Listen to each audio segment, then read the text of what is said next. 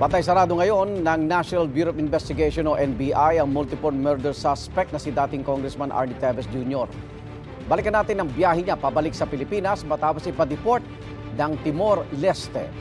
May unang balita live si Bea Pinlac. Bea.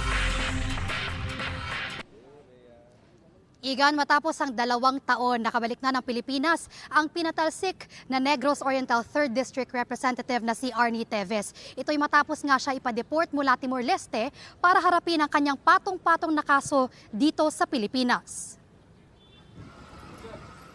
Pasado 1:00 kahapon nang mailipat si Teves sa kustodiya ng Philippine authorities mula sa kamay ng mga otoridad sa Timor-Leste. Pagsakay ng aircraft ng Philippine Air Force, pinosasan si Teves pero tinanggal na sa pagkakatanikala ang mga paa niya. Bago bumiyahe pabalik ng Pilipinas, binasahan na si Teves sa eroplano ng kanyang warrant of arrest para sa 10 counts ng murder, 12 counts ng frustrated murder at 4 counts ng attempted murder. Ito'y para sa umano'y pagpatay kay dating Negros Oriental Governor Roel Degamo at siyam na iba pa noong March 4, 2023. Pasado 2:00 kahapon nang lumipad pabalik ng Pilipinas ang eroplano na sakay si Teves. Mag-aalas 7:30 kagabi ng panandaliang tumigil ang eroplano sa Davao International Airport para mag-refuel. Matapos nito, lumipad na ang aircraft papuntang Villamor Air Base sa Pasay kung saan sinundo si Teves ng convoy ng NBI. Bago pa lumapag ang eroplano, dumating na ang abogado niya na si Attorney Ferdinand Topacio kasama ang ina ng dating congressman. Ang hiling nila kahapon, makausap si Teves. Pasado 11:00 na ng gabi nang lumapag ang eroplanong sakay si Teves.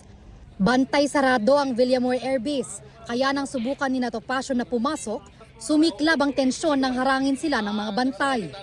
Idiniretso si Teves sa tanggapan ng NBI sa Pasay para maproseso ang kanyang mga dokumento.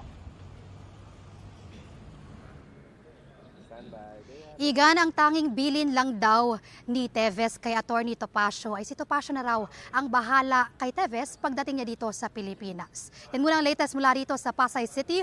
Bea Pinlac para sa GMA Integrated News. Igan, mauna ka sa mga balita, mag-subscribe na sa GMA Integrated News sa YouTube para sa iba't ibang ulat sa ating bansa.